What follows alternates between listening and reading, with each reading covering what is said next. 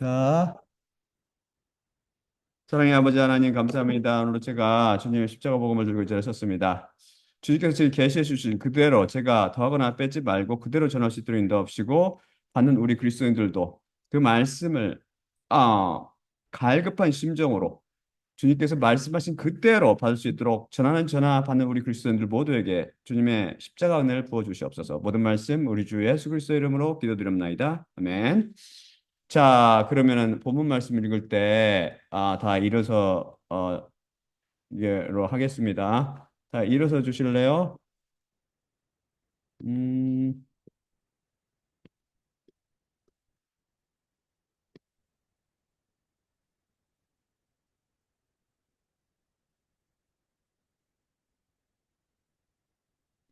예, 잠깐만요. 음, 이걸, 다음 슬라이드를 돌리기 위해서, 음, 예, 이거죠. 에레미야 22장 28에서 30절입니다. 에레미야 22장 28에서 30절입니다. 본 말씀이죠. 이 사람 여고냐는 멸시받고 박살난 그 토기이니 부구에 지나지 않으며 그 안에 기쁨이 없도다. 왜 그와 그 씨가 그들이 모르는 땅 위로 쫓겨났으며 던져졌는가? 땅아, 땅아, 땅아, 여호와의 말씀을 들으라. 이렇게 여호와께서 말씀하셨으니 이 남자에 대해 너희는 쓰라. 아이 없는 사내로 그의 날들 안에 형통하지 못하리니 남자인 그 씨로부터 나온 이가 형통하여 다윗의 보좌 위에 앉아서 유다 안에서 더 이상 다스리지 못할 것이기 때문이라. 다 앉아주시기 바랍니다. 음, 그렇죠.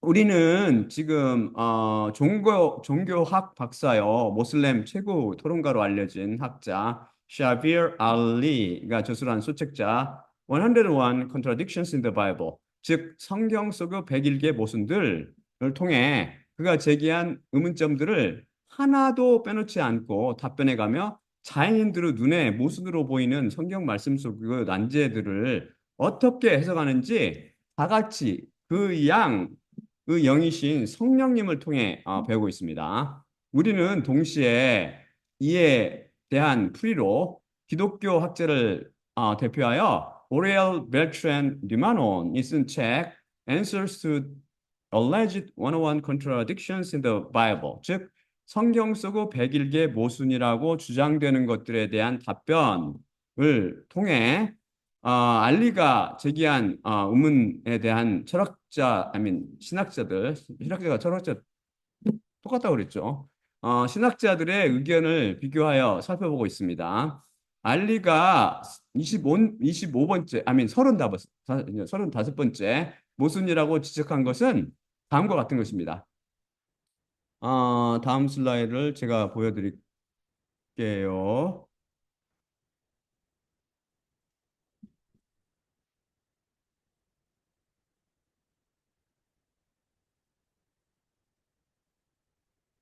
야, 보이시죠? 그것은 예수님께서 과연 다윗의 왕위를 물려받았느냐 하는 것입니다. 왜냐하면 마태복음을 통해 다윗 왕의 후손으로 묘사된 예수님께서 만일 유다 왕들의 계보를 통해 다윗의 왕위를 물려받게 되면 여호와 하나님께서 에레미야를 통해 여호와김과 그의 아들 여고냐, 즉 여호와긴에 대해 하신 예언의 말씀, 곧 여호와김과 여고냐의 후손 중에 다윗 왕의 보좌에 앉을 자가 없을 것이라는 말씀이 빗나가게 되기 때문입니다. 첫째 슬라이드, 두 슬라이드의 첫째 슬라이드 먼저 보여드릴게요. 누가복음 1장 30, 33절입니다. 그러자 그 천사가 그녀에게 말했으니 너는 놀라지 말라, 마리아야. 왜냐하면 하나님 앞에서 은혜를 내가 발견했기 때문이라. 그리고 보라, 배 안에 내가 잉태할 것이요 아들을 낳으리니 그분의 이름을 예수라 너는 부를 것이라. 이분이 거대하게 될 것이요 가장 높으신 아들이라 불리실 것이며 주 하나님께서 그분께 그분의 아버지 다윗의 보좌를 주시리니 야고보 집 위에서 세대들에 이르도록 그분께서 왕으로 다스리실 것이요 그분의 왕국은 끝이 없으리라. 그렇죠? 그 다음에 두 번째 슬라이드를 보여드리겠습니다. 두 번째 슬라이드 보이시죠? 이게 마태복음 1장 6절 후반에서 11절까지입니다. 다윗은 우리아의 아내로부터 솔로몬을 낳고 솔로몬은 르호보암을 낳고 르호보암은 아비야를 낳고 아비야는 아사를 낳고 아사는 여호사밧을 낳고 여호사밧은 요람을 낳고 요람은 우시야를 낳고 우시야는 요담을 낳고 요담은 아하스를 낳고 아하스는 히스기야를 낳고 히스기야는 므낫세를 낳고 므낫세는 아몬을 낳고 아몬은 요시야를 낳고 바벨론 이주 때 요시야는 여고냐와 그 형제들을 낳으니라. 이렇게 돼 있고요. 그리고 에레미야 36장 30절. 그러므로 여호와가 유대 왕 여호야김에 대해 이렇게 말했노라. 그에게 다윗의 보좌 위에 앉아 있는 자가 있지 않을 것이요 그의 시체가 낮에는 열에 방치되고 밤에는 추위에 방치될 것이라. 그렇죠? 천사를 통해 하신 말씀과 이거를 꺼야죠. 천사를 통해 하신 말씀과 아, 예언자 에레미야를 통해 하신 예언의 말씀이 분명히 서로 상충되어 보이죠. 여러분은 이런 모순처럼 보이는 문제를 어떻게 해결하겠습니까? 비디오를 잠깐 멈추시고 한번 스스로 풀어보세요. 그래서 저는 듀마논의 책을 읽어보니 그는 예수님께서 다윗의 아들인 솔로몬 왕으로부터 나온 여호와김의 후손인데 그것은 오직 그분의 양 아버지가 요셉이라는 의견에서만 그렇답니다. 의미에서만 그렇답니다.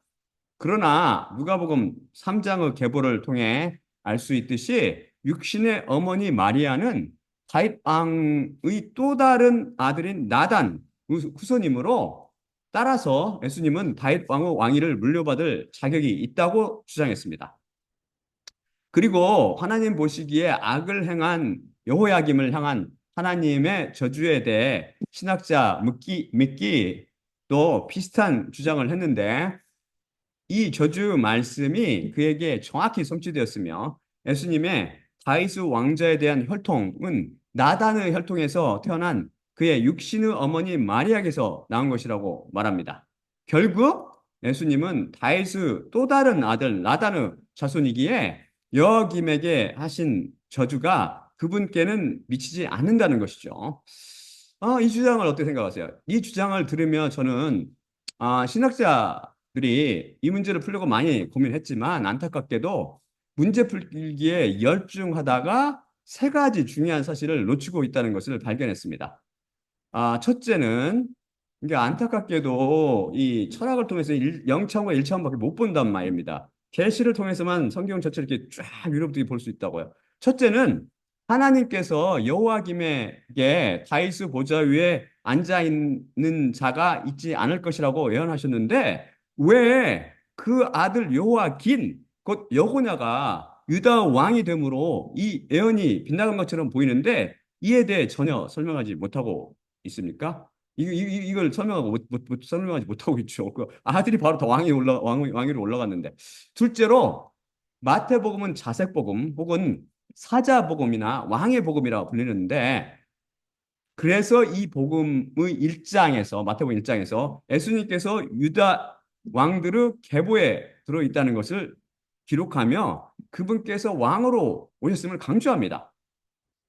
그들이 여호와김에게 임한 하나님의 저주 말씀을 피하기 위해 노력하다 보니 예수님께서 다윗 및 솔로몬으로 이어지는 유대 왕들의 계보에 올라 있다는 사실을 보지 못하여 예수님께서 다윗과 나단으로 이어지는 유대 왕의 직계가 아닌 유대 왕의 반계에 속하셨다는 주장을 하게 되고 말았습니다.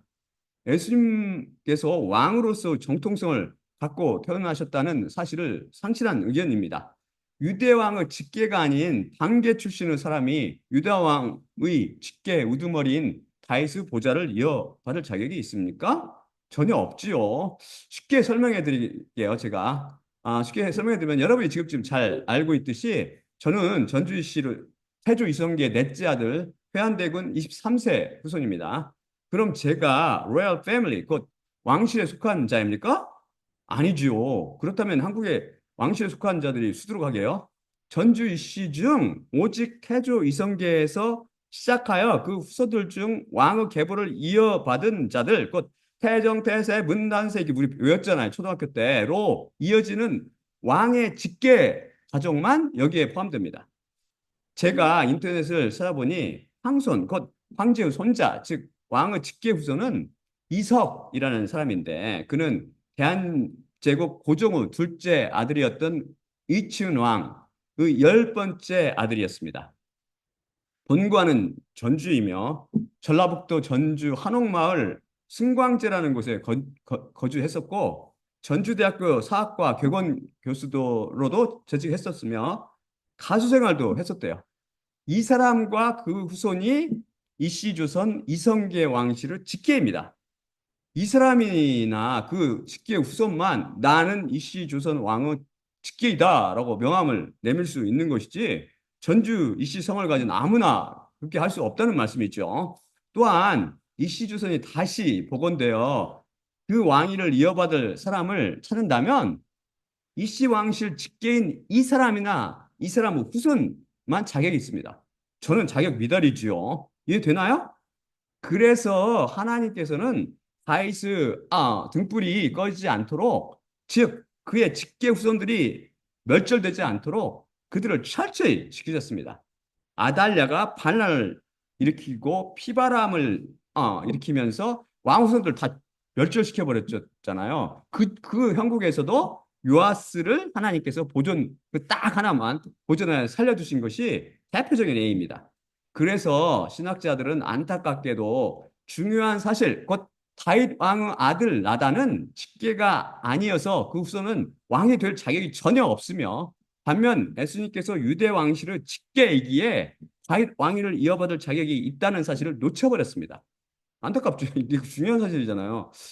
그리고 셋째로 이들 신학자들의 치명적인 잘못은 예수님께서 육신적으로 마리아의 유전자를 이어받아 마리아의 혈통을 가지고 태어나셨다고 주장하는 것입니다. 이 신학자들처럼 기독교 인들이 예수님께서 성령님과 마리아의 난자가 결합하여 태어나신 것으로 잘못 알고 있더라고요. 만일 그런 식으로 예수님께 저는 당연히 그건 알겠지 이 생각이 잘못 알고 다들 그러니까 이런 식으로 만약 예수님께 태어나셨다면 절대 우리를 죄에서 구속하시지도 못하시고 또한 부활도 못하실 것입니다. 왜냐하면 마리아의 유전자 속에 있는 죄성이 섞여 들어가서 그분도 다른 인간들처럼 죄악 중에 잉태되기 때문입니다. 시편 51편 5편이 말씀하던 말이죠. 예수님께서는 마리아의 난자로부터 나신 것이 아니라 성경 말씀이 분명히 증언하듯이 성령님으로 잉태하셨습니다. 마리아의 자궁만 빌렸지 마리아의 유전자를 물려받은 것이 아니면 인간의 피가 전혀 섞이지 않으셨어요. 그분은. 따라서 인간의 죄가 전혀 섞여들 틈이 없으니 그분은 죄 없이 태어나시게 되신 것입니다. 유일하신 분이시죠. 살아서 태어난 사람은 두 명이라고 그랬죠. 예수님과 세례 요한. 하지만 죄 없이 태어나신 분은 예수님은 한 분이라고요. 왜냐하면 인간의 피가 전혀 섞이지 않았고 인간의 유전자가 전혀 섞이지 않았기 때문입니다. 하지만 그분은 육신의 차원에서 볼 때 분명 마리아의 자궁에서 태어났기 때문에 마리아의 친아들이 됩니다. 마리아가 잉태하였고 낳았으며 젖먹여 키운 것이죠. 예수님께서 육신의 혈통으로도 다윗의 왕의 후손인 이유는 바로 다윗 왕의 혈통을 이어받은 요셉의 아들이기 때문입니다.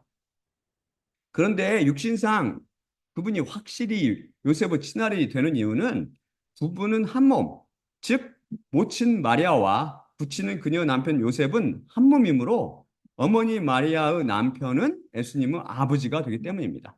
이 비밀이 놀랍지 않습니까? 동정녀, 그래서 예수님은 절대 모순 없이 바로 다윗 왕의 후손도 되시고 마리아 후손, 여자 후손도 되시는 거라고요. 동정녀 탄생의 문제를 이성을 동원하여 풀려고 고민하다가 종교는 동정녀 마리아에게 신성을 부여하여서 마리아 무죄설이나 중보설, 승천설 등을 지어냈죠. 이것들처럼 황당무계한 이론이 어디 있을까요? 오직 성경으로 이 원칙에서 벗어난 거짓 이론들입니다. 이것의 문제점에 대해서는 제가 제 34강에서 속시원히 설명해 드렸죠. 그 설명을 다시 들어보세요. 이게 창녀 포도주 취하면 보이지 않습니다. 이 위로부터 난 사람들이 보는 걸 하나도 못 봐요. 안타깝게도. 우리가 매 시간 확인하고 있잖아요. 또한 라널 화이트이라는 유명한 기독교 고고학자는 자신이 골고다 언덕 아래 어떤 동굴 속에서 하나님 언약궤 Ark of Covenant이라고 그러잖아요. 하나님 언약궤를 찾았는데 그 이 속죄소에 떨어져 있는 그러니까 그 사람 말 비디오를 보면 참 웃겨. 예수님이 십자가 골고다에서 이게 쫙 이게 십자가에 못 박혔을 때 그 로마 병정이 칼로 찔렀잖아요. 그때 그 피가 쫙 나고 그 밑에 이게 틈이 있었는데 그걸 타고 쭉 내려가 가지고 그리고 또 그때 지진이 일어났잖아요. 근데 그때 쭉 타고 내려가서 그걸 통해서 타고 내려가서 그 밑에 뭐가 있었냐면 언약궤가 있었는데 그 언약궤 숙제 소유에 쫙 떨어졌대요. 그래서 이것이 뭐 그렇다는 둥 그럴듯하다고요. 근데 가만히 살펴보면 아니에요. 이 사람도 아니라고요. 그게 예수님께서는 인간을 손으로 만든 성전이 아니고 하늘의 성전 속에 들어가셨어요. 어쨌든 그러니까 이 사람은 그 골고다 언덕 아래 어느 동굴 속에서 하나님은 언약궤를 찾았는데 그 위 속죄소에 떨어져 있는 예수님의 피를 실험실에 보내서 분석해 봤는데 23개의 염색체로만 되어 있다고 울먹거리며 감격적인 목소리로 간증합니다. 그는 그 하나님의 지시를 받고 그 언약궤를 원래 위치에 숨겨놨다고 주장했습니다. 이 주장도 바로 예수님께서 마리아의 유전자 중 반절을 받았다는 잘못된 가설에서 유래한 거짓입니다. 지금 언약궤가 어디 있는지 아무도 사실 모르지만 이디오피아에 있다는 썰이 유력하대요. 이에 반해서 유대인들은 언약궤가 절대 예루살렘을 떠나지 않았고 어딘가 감춰져 있는데 말세에 그것이 발견되어 제3 성전 안에 안치될 것이라고 믿고 있습니다. 제3 성전이 이제 적그리스도가 그 짐승이 세울 거라고 제가 이미 살펴봤죠. 그래서 지금 성전 많이 완성됐습니다. 거의 성전은 완성되지 않았고 그 안에 기구들은 다 완성됐어요. 그래요. 어떤 비디오를 통해서 봤는데 그거 완성됐는데 언약궤만 이 사람들 일부러 안 만들어요. 왜냐하면 그걸 찾아서 그걸 갖다 놓으려고.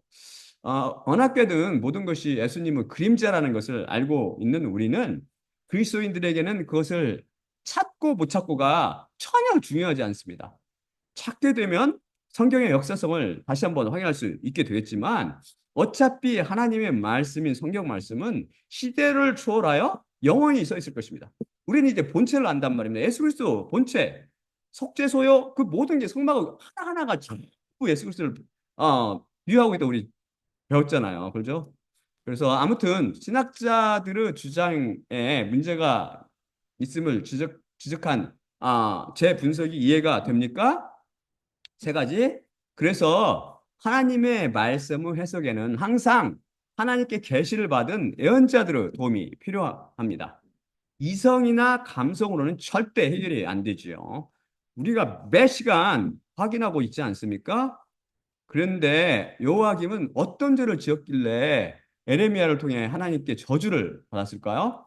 그가 이런 무서운 심판을 받게 된 것은 다음과 같은 사건 이유입니다.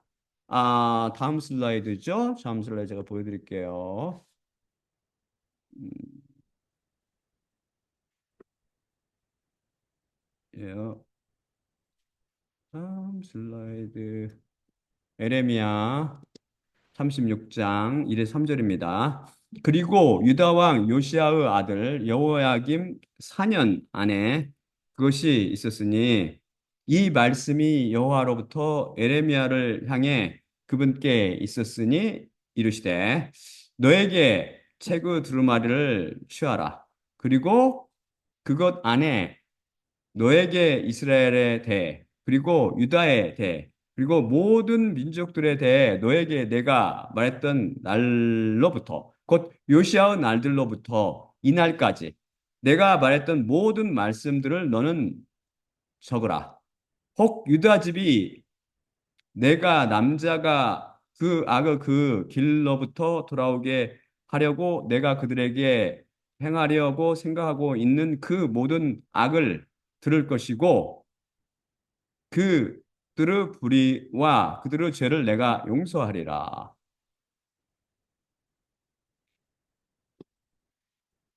여기서 혹 유다 집이 내가 남자가 그 악의 그 길로부터 돌아오게 하려고 내가 그들에게 행하려고 생각하고 있는 그 모든 악을 들을 것이고 그들의 불의와 그들의 죄를 내가 용서하리라 라는 말씀이 되세요? 유다 집이 하나님께서 장차 유다 집에게 행할 그 모든 악, 곧 재난과 불행을 듣기만 하면 그들의 불의와 죄를 용서해 주실 것이라는 말씀입니다. 히브리어에서 귀를 써서 듣는다라는 표현을 할 때 세 가지 동사를 씁니다. 하나는 샤마, 둘째가 아잔, 셋째가 카샤브인데요. 이미 배웠죠. 여기에서 하나님께서는 샤마를 쓰셨는데 이는 귀로 들을 뿐 아니라 귀로 들은 것을 순종하거나 주의를 기울이는 것을 포함합니다. 음성 혹은 목소리라는 명사와 몽사와 짝이 되어 명령형으로 많이 쓰입니다. 내 음성을 주의 깊게 들으라로 영적으로는 내적 귀를 통해 내 말씀을 이해하라라는 의미입니다. 여기서는 음성이라는 단어가 없지만 뜻은 같지요. 이렇게 듣게 되면 그 다음으로 저절로 따르는 것이 뒤따르는 것이 순종에 따라서 말씀을 지키는 것입니다.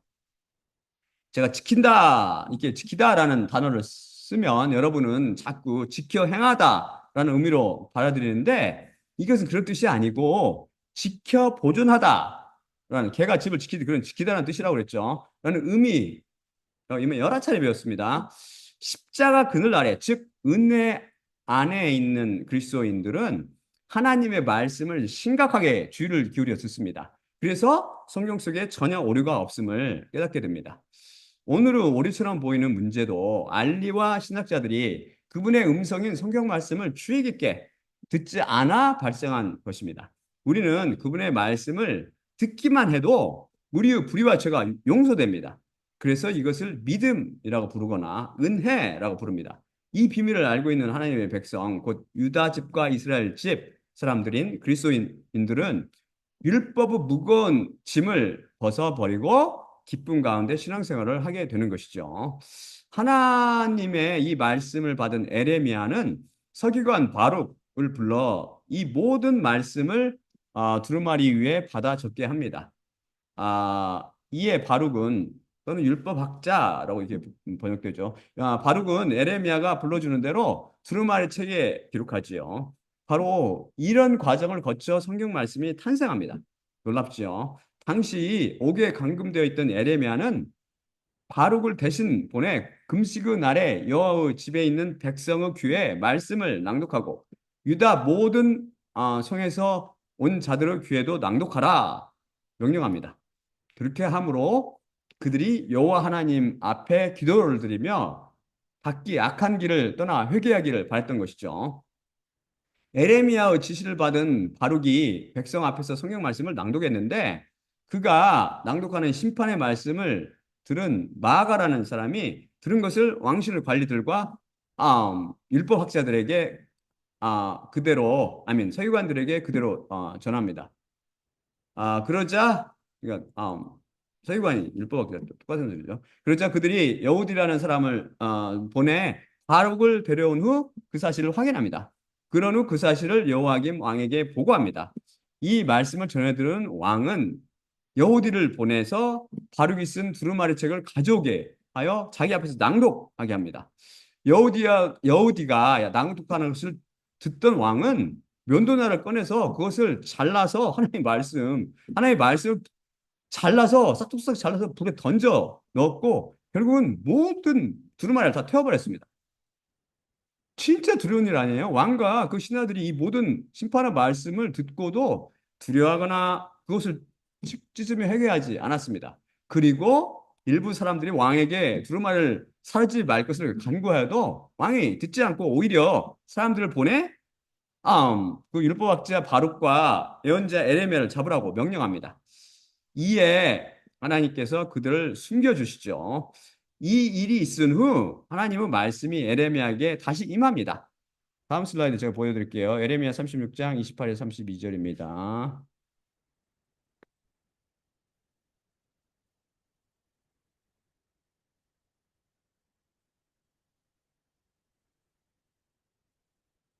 Yes, sir.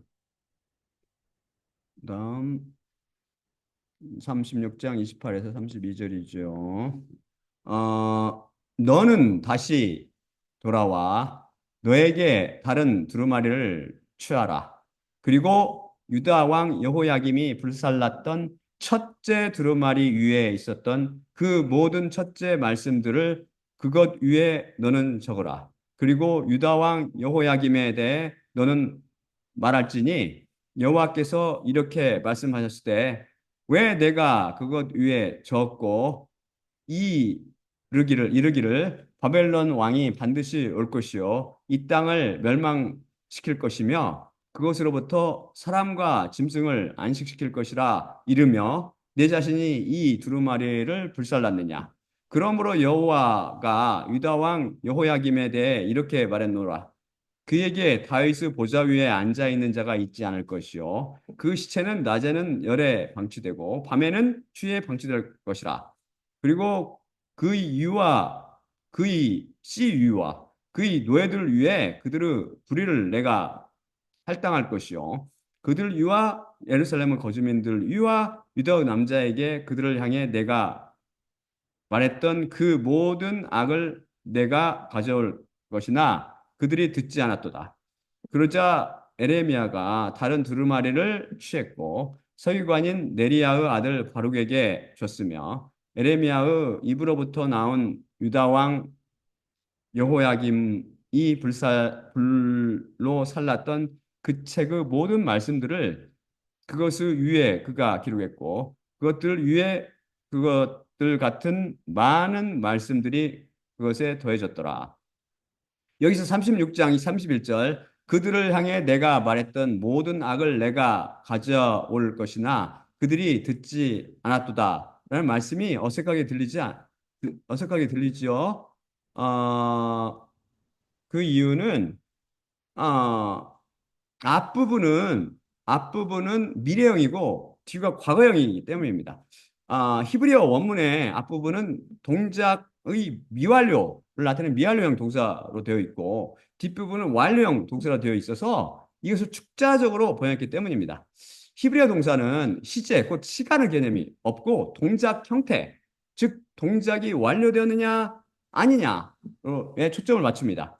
시간을 초월하시는 하나님 언어이기 때문에 그렇죠. 하나님 보시기에 미래냐 과거냐 현재냐는 중요하지 않습니다. 창세 이전에 이미 세상 끝을 보시고 계시기 때문이죠. 헬라어에서는 직설법에만 시제가 있습니다.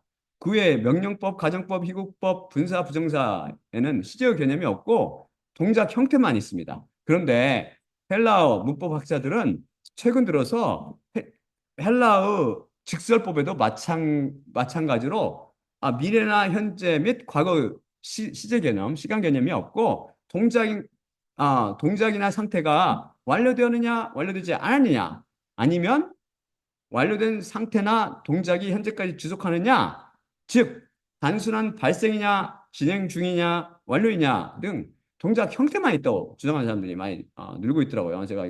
저는 끊임없이 그 히브리어 헬라로 공부하거든요. 왜냐면 그냥 계속 문화 언어는 발전하기 때문에 계속 공부해야 돼. 그래서 아무튼 성경 히브리어와 헬라어는 공부할수록 서로 짝이 되는 기묘한 언어요. 하나님의 언어임을 깨닫게 됩니다. 현대 히브리어와 헬라어는 쓰임새가 제법 다릅니다.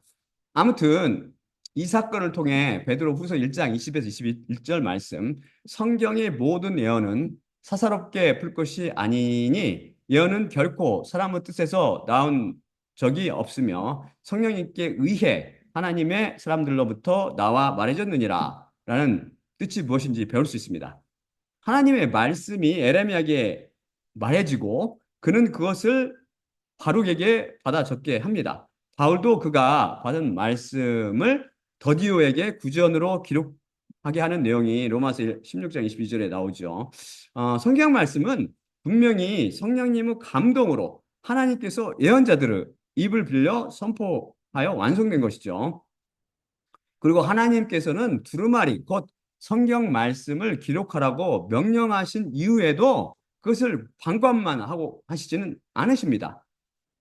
일일이 지켜보시고 계심을 알 수 있습니다. 그래서 성경 말씀은 모세에게 직접 써서 주신 십계명 돌판처럼 하나님께서 직접 쓰신 거나 다름없지요. 그리고 하나님의 사람들, 곧 성경을 기록한 예언자들은 하나님의 말씀을 대언하는 역할을 합니다. 모든 사람이 직접 하나님을 만나 뵙고 그분의 말씀을 들을 수 없기 때문에, 왜냐하면 하나님은 빛이시오, 우리 인간들은 어둠이니까요. 이게 하나님 어둠과 빛이 만나면 그냥 어둠 사라져 버리잖아요. 그래서 예언자들, 대언자들을 이게 통해서 하나님께서 말씀하시다. 항상 하나님의 사람들이 하나님께 계시를 통해 직접 받아 기록한 성경 말씀을 통해 우리는 하나님 말씀을 들을 수 있습니다. 그분께 직접 듣는 것과 마찬가지, 다를 바 없지요. 여기에는 물론 지혜의 말씀이나 지식의 말씀 같은 성령님의 은사를 받은 사람들의 도움이 필수입니다. 매 시간 우리는 이것을 확인하고 있죠. 그래서 우리가 배울 수 있는 또 다른 소중한 교훈은 하나님께서 직접 하나님 자신의 말씀, 그 성경 말씀을 지키신다는 진리입니다. 아무리 인간이 가해를 해대거나 불살라버려도 그것은 변하지 않고 영원히 보존되는 것입니다. 그런 식으로 하나님께서 철저히 지켜 보존하신 책이 우리가 읽는 66권 히브리어와 헬라어 원어 성경 말씀이죠. 개역 성경이나 한글 가톨릭 교회 공용 성경이나 킹제임스 버전이 아니라고요. 속지 마세요. 또 다른 교훈은 이런 귀한 생명 말씀을 듣고 회개치 않거나 이를 가볍게 여기는 사람들에게는 하나님의 무서운 심판이 기다리고 있다는 것이며, 특히 성경 말씀을 훼손시키는 사람에게는 영원한 저주가 임할 수 있다는 것입니다. 유다 왕 여호야김이 하나님 말씀도 하나님도 두려워하지 않아서 그냥 싹둑싹둑 불에 태운 이유는 그가 하나님도 모르고 하나님의 말씀도 전혀 몰랐기 때문이죠. 그는 하나님의 말씀을 인간의 이성과 논리 및 인간의 감성으로 판단하는 커다란 실수를 저질렀습니다. 그래서 그것이 절대 하나님의 말씀일 리 없다고 나름대로 결론을 내렸던 것이죠. 유다의 멸망을 예언했으니 왕의 입장에서는 화가 날 만도 하지요. 하지만 예언의 주체는 하나님이십니다. 화를 낼 때가 아니라 죄를 자복하고 죄를 뒤집어쓰고 회개할 때입니다. 이렇듯 하나님의 말씀은 우리가 듣기에 거북한 경우가 많지만 우리 영혼을 살리는 말씀임을 명심하시고 겸손한 마음으로 받아들여야 합니다. 그러니 성경 연구하는 신부나 목사분들은 자신도 모르는 사이에 여호와김 왕이 하는 전철을 되받고 있지는 않은지 십자가 복음에 자신을 비춰보기 부탁드립니다. 제가 전하는 십자가 복음이 때로 여러분의 자존심을 건드릴 수 있겠지만 하나님 말씀으로 받아들이시기를 간구합니다. 여호와김의 아들 여고냐 곧 여호와긴도 악을 행하여 하나님께 질책을 받습니다. 에레미야 22장 28에서 30절입니다. 제가 보여드릴게요.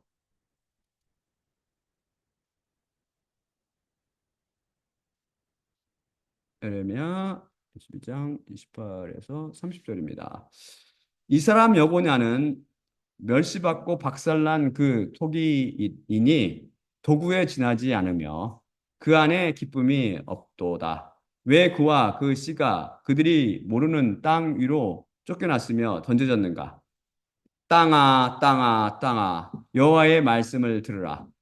이렇게 여호와께서 말씀하셨으니 이 남자에 대해 너희는 쓰라. 아이 없는 사내로 그 날들 안에 형통하지 못하리니 남자인 그 씨로부터 나온 이가 다윗의 보좌 위에 앉아서 유다 안에서 더 이상 다스리도록 형통하지 못할 것이기 때문이라. 그렇죠? 어, 여호와김과 여호와긴 왕에 대한 성경 말씀은 무섭고 두려운 교훈을 주죠. 물론 우리가 십자가 은혜 아래 구할 때 이 모든 저주로부터 구원받지만 우리는 진정 두렵고 떨리는 자세로 성경 말씀을 대해야 합니다. 안타까운 사실은 많은 사람들이 하나님을 몰라서 요아김이 범한 잘못을 되풀이해서 짓는다는 것입니다. 지식이 없어 망하는 것이죠. 지금 안타깝게도 신학자분들이 그것을 지금 되풀이하고 있단 말입니다. 안타깝게도 제 말씀을 심각하게 받으시고 하나님의 십자가 앞에 나오십시오. 여기서 모순처럼 보이는 것이 있지요. 성경 말씀을 칼로 싹둑싹둑 잘라 불에 태워버린 여호와김에게 내린 그에게 다윗의 보좌 위에 앉아 있는 자가 있지 않을 것이요 라고 심판을 하셨지만 여호와김의 아들 여호와긴이 버젓이 그를 이어 왕이 되었다는 사실입니다. 이것을 알리도 신학자들도 다 놓쳐버렸죠. 그럼 하나님의 예언이 빗나간 것인가요? 그럴 리가 있나요?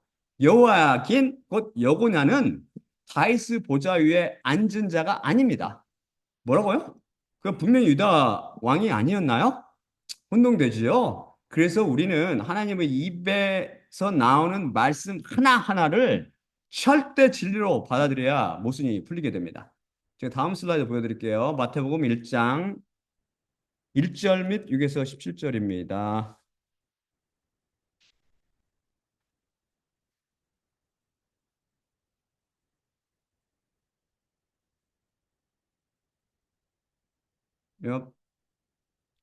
아브라함의 아들, 다윗의 아들, 예수 그리스도의 탄생의 책. 이새는 왕 다윗을 낳으니라. 다윗은 우리아의 아내로부터 솔로몬을 낳고, 솔로몬은 르호보암을 낳고, 르호보암은 아비야를 낳고, 아비야는 아사를 낳고, 아사는 여호사밧을 낳고, 여호사밧은 요람을 낳고, 요람은 우시야를 낳고, 우시야는 요람을 낳고, 요담을 낳고, 요담은 아스를 낳고, 아스는 히스기야를 낳고, 히스기야는 므낫세를 낳고, 므낫세는 아몬을 낳고, 아몬은 요시야를 낳고, 바벨론 이주 때 요시야는 여고냐와 그의 형제들을 낳으니라. 바벨론 이주 후에 여고냐는 스알디엘을 낳고 스알디엘은 스룹바벨을 낳고 스룹바벨은 아비웃을 낳고 아비웃은 엘리야김을 낳고 엘리야김은 아수르를 낳고 아수르는 사독을 낳고 사독은 아킴을 낳고 아킴은 엘리웃을 낳고 엘리웃은 엘르아사를 낳고 엘르아사는 mat단을 낳고 mat단은 야곱을 낳고 야곱은 마리아의 남편 요셉을 낳았으니 마리아에게서 그리스도라 칭하는 예수님께서 나시니라. 그런즉 모든 대수가 아브라함부터 다윗까지 14대요. 다윗부터 바벨론 이주까지 14대요. 바벨론 이주부터 그리스도까지 14대니라. 그렇죠? 자, 예수님의 탄생의 책, 곧 예수님의 계보입니다. 제 185강에서 배웠듯이 예수님의 계보에서는 유다 왕들의 계보에 등장하는 인물들 중 아샤와 아달랴, 요아스, 아마샤, 요하스, 요야김 및 시드기야 등 7명이 빠져 있습니다. 아달랴는 분명 유다 왕의 여자잖아요. 유다 왕의 직교 계열이 아니므로 빠지고 시드기야도 여호와김과 여호와긴으로 이어지는 예수님의 직기가 아니므로 빠졌다 쳐도 나머지 5왕들은 왜 빠졌을까요?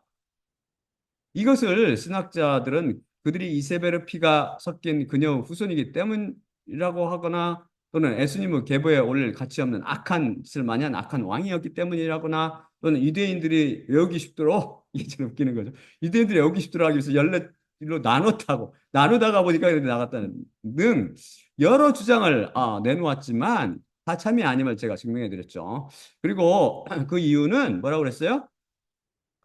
은혜의 법칙, 곧 하나님의 제비뽑기의 결과라고 설명해 드렸죠. 오늘은 보다 근본적으로 이 문제를 풀어보도록 하겠습니다. 하나님의 말씀이 얼마나 정확히 성취되는지를 살펴보며 제비뽑기 뒤에 숨어 있는 하나님의 섭리를 살펴보기로 합시다. 유다가 바벨론에게 망하고 유다 왕인 여고냐, 곧 여호야긴이 바벨론의 포로로 잡혀가므로 그 시로부터 나오니가 다윗의 보좌 위에 앉아서 유다 안에서 더 이상 다스리지 다스리도록 형통하지 못할 것이라는 에레미야 22장 30절의 말씀은 일부 성취를 보게 됩니다. 단지 예수님께서 그 후손으로 오심으로 이 예언과 모순이 되는 것처럼 보입니다. 그럼 에레미야 36장 30절 예언의 말씀, 그러므로 여호와가 유다 왕 여호야김에 대해 이렇게 말했노라. 그에게 다윗의 보좌 위에 앉아 있는 자가 있지 않을 것이요. 음, 이 것이요. 이것은 어떻게 된 것입니까? 그 아들 여고냐, 곧 여호야긴이 왕이 되어서 다윗의 보좌 위에 앉지 않았나요? 예수님의 계보에서는 유다 왕들의 계보에 등장하는 인물들 중 유다 왕들 직계인 아시아, 요아스, 아마샤, 요야스, 요야김 등 다섯이 빠져 있습니다. 이들은 하나님의 재복귀 과정에서 탈락했는데 하나님의 섭리를 이해하기 위해 이것을 하나님의 입장에서 바라보면 다음과 같습니다. 재복귀는 확률에 의해서 우연히 발생하지 않고 정확히 하나님의 뜻에 따라 일어나므로 그분의 뜻을 그대로 반영해 줍니다. 그래서 하나님께서는 가나안 땅을 12지파에게 기업으로 나눠줄 때 모세에게 제비를 뽑아 결정하라고 하셨고, 또한 하나님께 바칠 그 희생 제물과 광야에 보낼 아사셀 염소를 뽑을 때, 그리고 하나님의 곧 직무를 결정할 때, 또한 제사장이 회막이나 성전에서 심호하는 순서, 곧 반열을 정할 때 등등의 경우에도 제비를 뽑도록 명령하였습니다. 신약에서는 가룟 유다를 대신할 사도를 선출할 때도 바로 이 방법을 이용했죠. 하나님의 섭리에 따라 한치의 오차도 없이 일어나는 것이 재뽑기이기 때문입니다. 재뽑기를 바라보는 인간들의 관점과 완전히 다르지요. 따라서 유다 왕들 중 5명이 예수님의 계보에서 탈락한 이유는, 즉 그들이 하나님의 재뽑기에서 탈락한 이유는 재뽑기를 하시며 그 결과를 주관하시는 하나님 보시기에 그들이 예수님의 계보에 오를 자격이 없었기 때문입니다. 그들이 비록 역사상 유다 왕들로 그들의 이름이 열왕기와 역대기에 오르는 영광을 얻었지만 예수님의 계보에는 오를 자격이 없었던 것이죠. 즉 하나님 보시기에 다윗의 보좌 위에 앉을 자격이 없었기 때문입니다. 이해되세요? 그것은 인간의 선악의 기준을 초월하는 하나님의 관점입니다. 인과응보 법칙에 갇힌 인간의 선악의 잣대로 그것을 판단하려 하면 그분의 섭리를 놓치게 됩니다. 그런 놀라운 하나님의 심사 과정을 거쳐 다윗의 보좌 위에 앉을 자격이 없는 자로 결정된 사람이 여호야김입니다. 5명 중에 한 명이죠. 그의 이름은 진짜 여기 없어요. 그냥 아예 분명 예수님의 계보에 빠져 있습니다. 그가 비록 유다 왕이었으나 하나님 보시기에 다윗의 보좌 위에 앉을 자격이 없었기 때문입니다. 쉽게 말해서 아브라함의 씨라고 다 그 자녀가 아니며 이삭으로부터 난 자만이 내 씨라 불리리라 라고 하셨듯이 유다의 왕이라고 다 다윗의 보좌 위에 앉은 왕이 아니고 하나님 보시기에 자격이 되어 제일 뽑힌 자만 다윗의 보좌 위에 앉은 왕이 된다는 말씀입니다. 하나님의 부와 가난의 기준과 문둥병의 기준이나 책임질의 기준이 인간의 것과 다르듯이 다윗의 보좌 위에 앉을 자격이 있는 왕의 기준도 인간의 것과 크게 다릅니다. 하늘이 땅보다 높음 같이 그분의 생각은 우리의 생각보다 높지요. 여호와김뿐 아니라 아하시야, 요아스, 아마샤, 요아스 등도 예수님의 계보에 오를 자, 곧 다윗의 보좌에 앉을 자의 자리에서 탈락했습니다. 우리 인간들도 가문에 수치스러운 일을 한 사람들에게 뭐라고 그래요? 호적을 파 나가라! 라는 표현을 쓰지 않습니까? 가문의 계보에 오를 자격이 없다는 뜻이죠. 비슷하게 이해하시면 됩니다. 그럼 왜 여호야김을 통해 연하신 그의 씨 여고냐, 곧 여고냐가 예수님의 계보에 등장했나요? 예수님 계보, 곧 다윗 왕의 보좌에 앉은 자들의 계보인 마태복음 1장 1절에서 17절을 읽어보면 11절과 12절에서 바벨론 이주 때 요시야는 여고냐와 그 형제들을 낳으니라. 바벨론 이주 후에 여고냐는 스알데를 낳고 쌀되는 스룹바벨을 낳고 라며 여호야긴 곧 여고냐의 이름이 두 번이나 등장합니다. 이게 어찌된 일인가요? 그 이유는 여기서 여고냐는 그냥 시대의 표지판 역할을 하고 있을 따름입니다. 그래서 하나님께서 에레미야 22장 28절을 통해서 그는 그냥 도구에 지나지 않는다고 도구에 지나지 않는다고 분명히 밝히신 것이죠. 사람 취급은 물론 다윗 보좌에 오를 왕의 취급을 받지 못했고 그냥 표지판 곧 도구로 쓰여 독자로 하여금 언제 바벨론 이주가 일어난지에 대한 정보를 제공해 줄 따름입니다. 사실 예수님의 계보에 대해 정리해 주는 1장 17절은 뭐라고 하냐면 잘 읽어보시면 그런즉 모든 대수가 아브라함부터 다윗까지 14대요. 다윗부터 여고냐까지 14대요라고 하지 않고 다윗부터 바벨론 이주까지 14대요라고 하며 또한 여고냐로부터 그리스도까지 14대요. 14대니라라고 하지 않고 바벨론 이주부터 그리스도까지 14대니라고 하며 일부러 여고냐라는 이름을 빼버리고 대신 바벨론 이주라는 단어를 대체해서 사용했습니다. 고의로 여고냐 이름을 빼므로 하나님 보시기에 여고냐는 분명히 다윗의 보좌 위에 앉을 자격이 있는 왕에서 죄였다는 것을 강조해서 보여줍니다. 얼마나 놀라워요. 그래서 마태복음 1장의 계보는 확실히 예수님의 계보를 기록하고 있으며 다윗을 비롯한 왕의 계보를 기록하고 있습니다. 따라서 여고냐가 다윗 왕의 보좌 위에 앉아 다스렸던 자가 아니므로 그가 제어되었고 결국 예수님의 계보는 분명 아브라함과 다윗 왕과 예수님을 잇는 왕의 계보 이미 분명해지게 됩니다. 놀랍지요? 이 비밀을 그냥 계시 없이 그 누가 풀 수 있겠습니까? 설령 하나님 보시기에 여고냐가 다윗 왕의 보좌에 앉을 자격이 없었을지라도 그는 분명 육신의 혈통으로 치면 예수님의 아버지 요셉을 낳았습니다. 그래서 만일 예수님께서 만일 동정녀 마리아의 자궁을 빌어 태어나시지 않으시고 여고냐 피를 받은 요셉의 아들로 태어나시게 되셨다면 하나님의 말씀은 빗나가게 됩니다. 물론 뭐 다른 이유도 있겠지만 그렇게 되면 안 되는 다른 이유도 아까 있다고 그랬죠. 피가 섞였기 때문에 여고냐의 피를 받았기 때문입니다. 피가 섞였다는 은유는 유전자가 섞였다는 의미입니다. 그래서 예수님께서는 여고냐 피를 받지 않기 위해서 다윗의 자손이지만 여고냐와 관계없는 다윗의 아들 나단 이 혈통을 이은 마리아의 자궁을 빌려 태어나신 것입니다.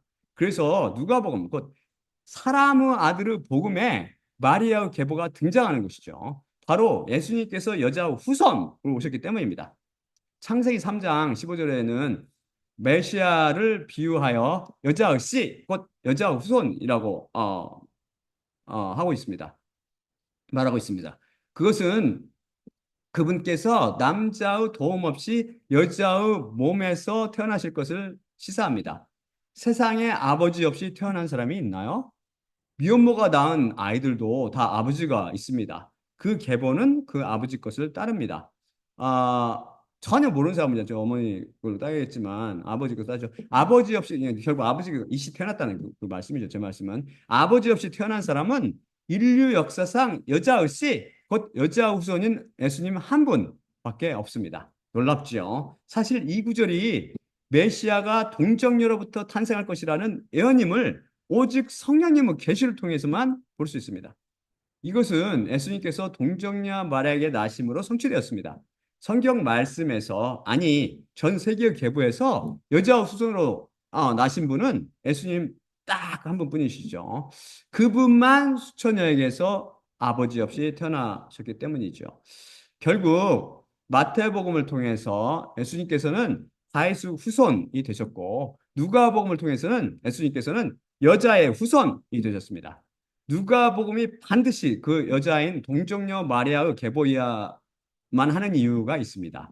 그 이유는 이 계보를 통해서 예수님께서 바로 여자의 씨, 곧 여자의 후손임이 확실히 증명되기 때문입니다. 또한 사탄에게 하나님께서 예언하신 바대로 창세기 3장 15절의 말씀을 성취시키고 또한 이사야 7장 14절 말씀 등을 정확히 성취시키기 위함입니다. 성경 말씀은 절대 오차없이 기가 막히게 성취됩니다. 얼마나 놀랐습니까? 그런데 예수님께서 반드시 다윗의 후손이 되셔야만 하는 이유는 메시아가 다윗의 후손으로 오실 것이라는 많은 구약의 예언의 말씀을 성취시키기 위함이며 또한 분명히 다윗처럼 왕으로 다시 오실 것이기 때문입니다. 자, 그럼 다윗의 보좌에 앉으신 왕들 중에 왕이신 여호와 예수 그리스도 강림을 기다리며 다음 시간에도 알리를 비롯한 자연인들의 눈에 모순으로 보이는 문제들을 성령님을 통해 풀어보기로 하겠습니다. 자, 그럼 마지막으로 고린도전서 11장 23절 26절을 읽고 마치겠습니다.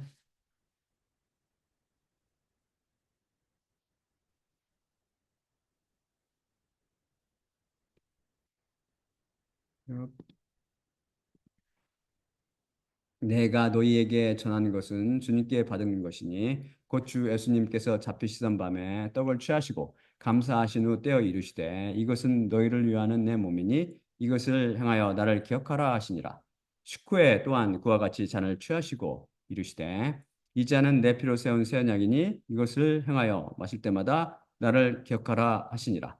그러므로 너희가 이 떡을 먹으며 이 잔을 마실 때마다 주님의 죽으심을 그분이 오실 때까지 전파할지니라. 예수님의 몸과 피로 상징되는 떡을 떼며 잔을 마실 때마다 십자가를 통해 당신 자신의 계보에 그분의 섭리에 따라 다윗의 보좌에 오른 왕들을 선택하여 올리신 예수님만 바라봅시다. 또한 나의 십자가를 기억하고 내가 다시 올 때까지 이를 전파라고 말씀하신 예수님과 그분의 죽으심을 기억하고 전하며 하나님 보시기에 하늘대로 왕국을 물려받기에 합당하게 인정받도록 오직 그 양만 의지하며 또한 십자가 복음을 통해 그 양의 피에 담가져 있는 말씀인 믿음을 받게 되기를 기도드립니다.